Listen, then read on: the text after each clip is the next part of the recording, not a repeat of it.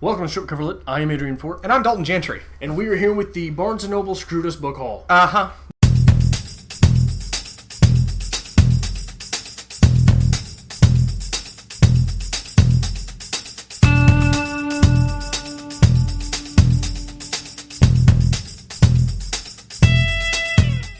Because Adrian said, let's go to Barnes & Noble, let's game plan. So we did.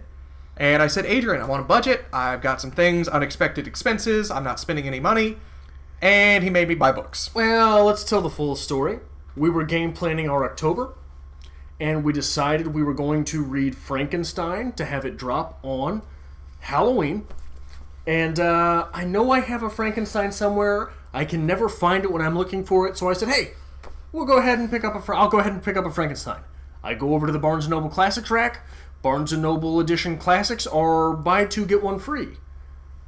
And that became a thing. Yep. And it was Dalton's fault. Yep. I hate you so much. Like, every book haul that we have, it's always Adrian tricked me. I didn't trick anyone. I peer pressured. You specifically said, oh, look, this is here. Didn't you want this? You might as well get it. And you've wanted it for a while. I hate you so much. And there was the utility of the... Okay, so we'll get into the books. Anyway, do you want to do first? You did buy more than me. We'll do me, you, me. Okay, so you hit first. All right. It's a big stack of books for less than $20. So, The Federalist. Alexander Hamilton, James Madison, and John Fay. This is a collection of 85 essays by three authors, Alexander Hamilton, James Madison, and John Jay, written to curry support for the proposed new Constitution of the United States, a document that many considered too radical. I like that. Most of the papers were published in periodicals as the vote drew near. Without the support of these powerfully persuasive essays, the Constitution most likely would not have been ratified and the United States might not have survived as a nation. These are things that interest me greatly.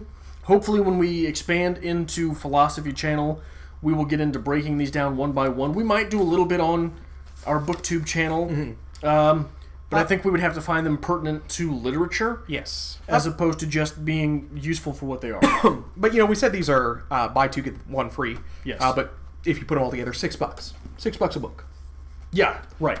85 essays for $6. That's bang for your buck. Are you dying? Excuse me. Yeah, maybe so. So that is bang for your buck, absolutely. You gotta quit smoking.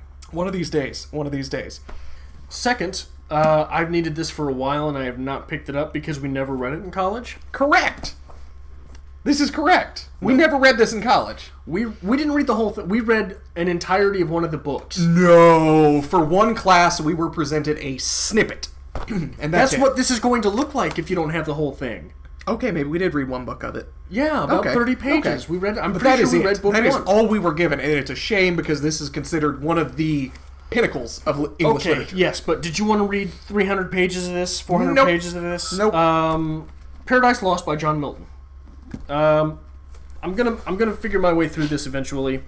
I'm going to go to town on it. Maybe we'll do this for our next read along. One book this week, one book next week, something like that. Okay. That sounds awful. Dalton, you're making me read Harry Potter and Lord of the Rings. That's okay. You can shove. How many books are there though? How many weeks of that? 10. Okay, it's not as bad as I thought then. I don't remember. But no, I've never read it in its entirety either. And when you start looking at like master's programs and things, you should have read Paradise Lost.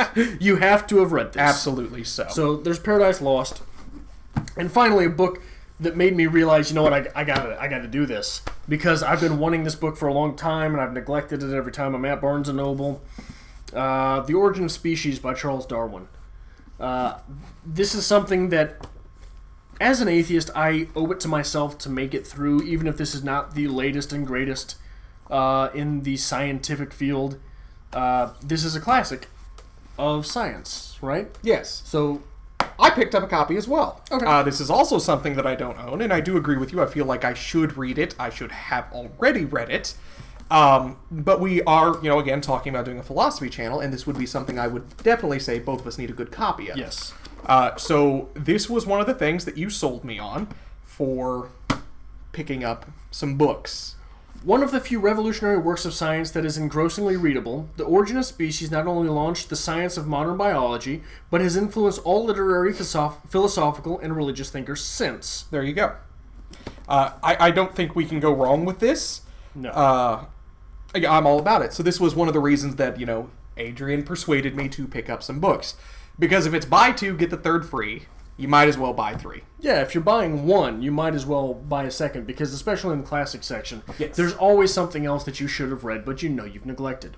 But the one that Adrian completely sold me on, A Portrait of the Artist as a Young Man, and The Dubliners by James Joyce. Yes.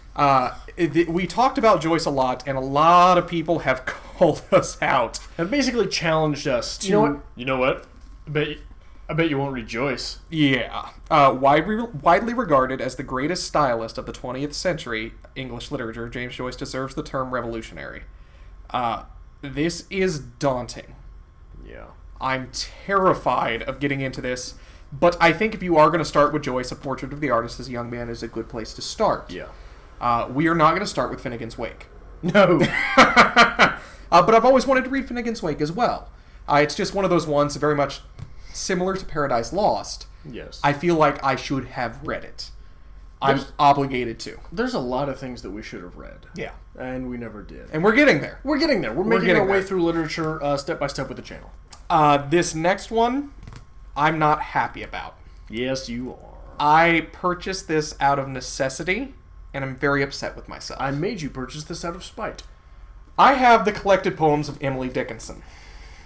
Because about a month ago, when we started getting way into Dickinson, I said to myself, you know what, you might as well bite the bullet and get you a collection of Dickinson, so you don't have to look them up online, you don't have to hope one of your collections of greatest works of literature has the poem, might as well just get it. Which, by the way, for our videos, you can always find Emily Dickinson online. We've done a lot of the sonnets by Shakespeare, you can always find them online.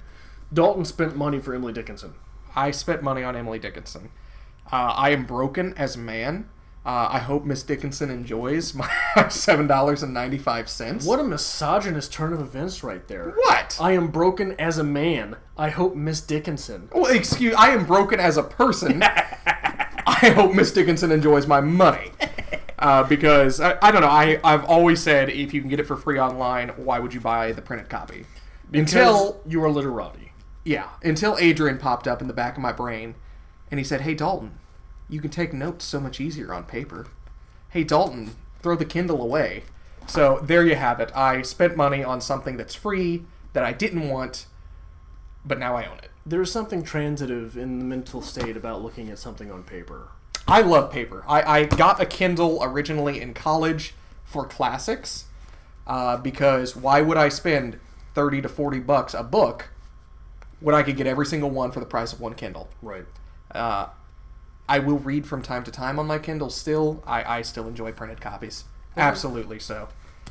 Anyway, those are mine. I know you have a secondary book haul. Well, the one that launched it all, Frankenstein, Mary Shelley.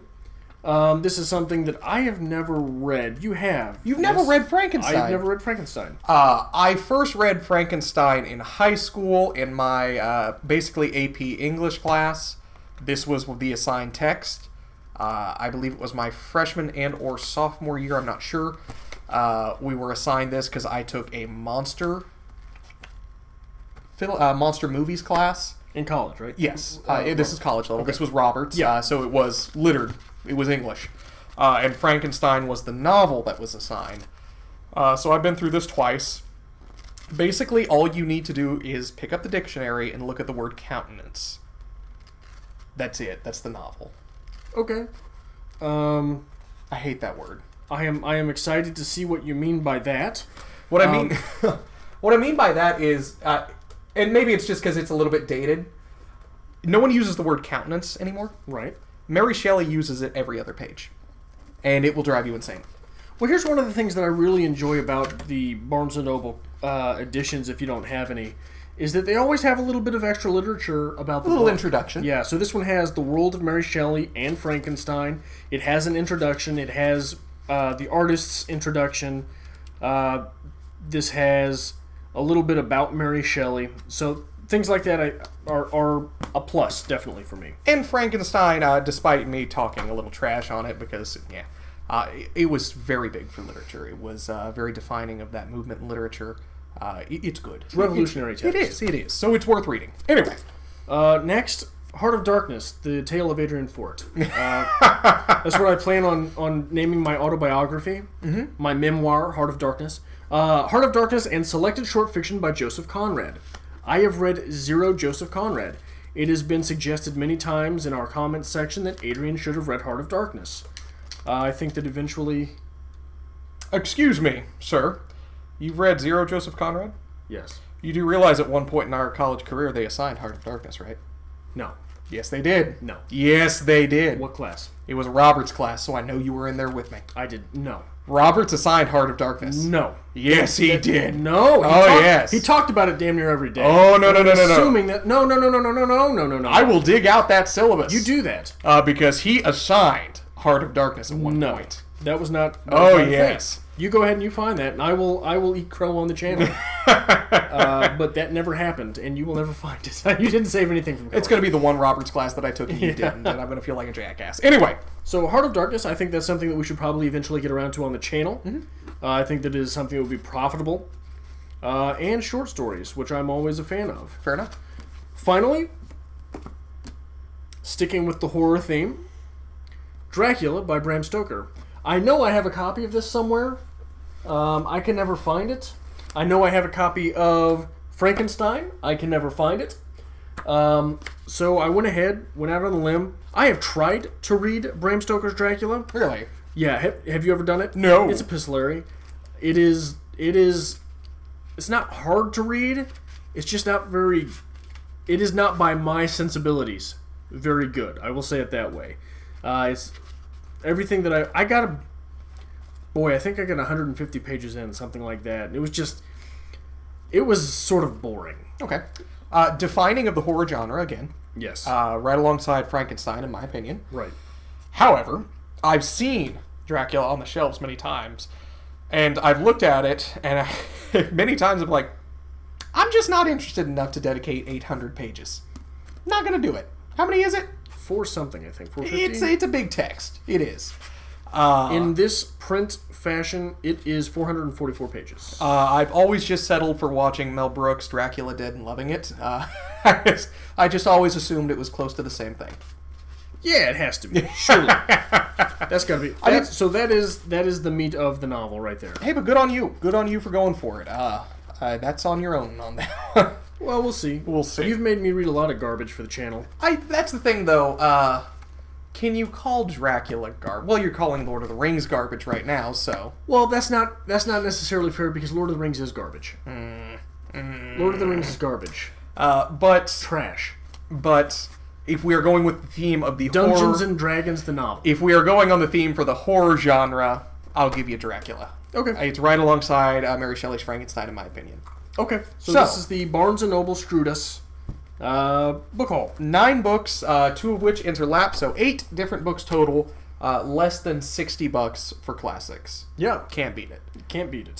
So hopefully that'll be great. If you like things like this, or you are interested in one of these novels, we may start to pepper that in once we start to get through them. Make sure you hit that subscribe button down below. Give this video a like, because it makes us feel better after spending money on classics that we can get online for free. If you have read any of these things, let us know what you think about them, because I don't think we've made it through any... You've read Frankenstein. I've read Frankenstein. But none of us have made it all the way through any of these texts. So they are, in our minds...